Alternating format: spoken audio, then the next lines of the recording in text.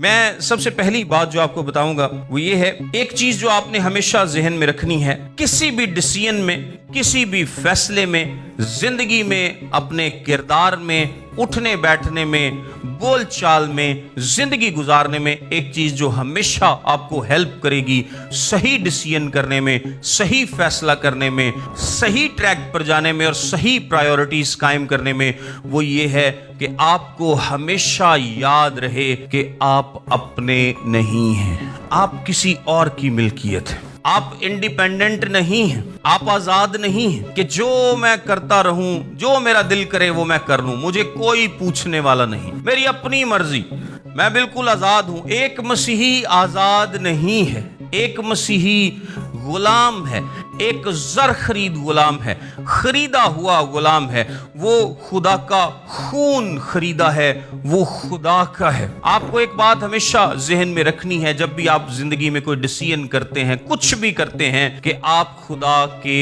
خریدے ہوئے ہیں، آپ خدا کے لوگ ہیں، وہ آپ کا باپ ہے۔ میرے ساتھ ایک حوالہ دیکھیں، کرنتھیوں کا پہلا خط، اس کا 6 باب اور اس کی 19ویں اور 20ویں آیت میں لکھا ہے، کیا تم نہیں جانتے کہ تمہارا بدن روح القدس کا مقدس ہے جو تم میں بسا ہوا ہے اور تم کو خدا کی طرف سے ملا ہے، اور تم اپنے نہیں کیونکہ قیمت سے خریدے گئے ہو، بس اپنے بدن سے خدا کا جلال ظاہر کرو۔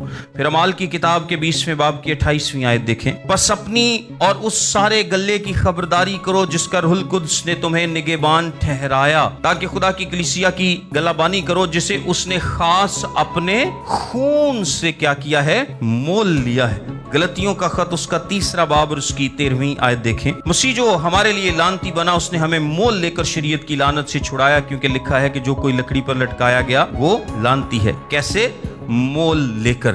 آپ کو پہلی بات جو ہمیشہ یاد رکھنی ہے، ذہن نشین کر لینی ہے، وہ یہ ہے کہ آپ قیمت سے خریدے گئے لوگ ہیں۔ آپ آزاد نہیں ہیں کہ کوئی تاڑا والی وارث کوئی نہیں، کوئی تانو پوچھن والا کوئی نہیں، آپ خدا کے لوگ ہیں، آپ خون خریدے لوگ ہیں۔ آپ کو یہ بات ہمیشہ ذہن میں رکھنی ہے کہ ہم خدا کے لوگ ہیں اور ہمیں کیا کرنا ہے، ویسا بننا ہے جیسا خدا ہم سے چاہتا ہے، ہمیں ویسی زندگی گزارنی ہے جیسی خدا چاہتا ہے۔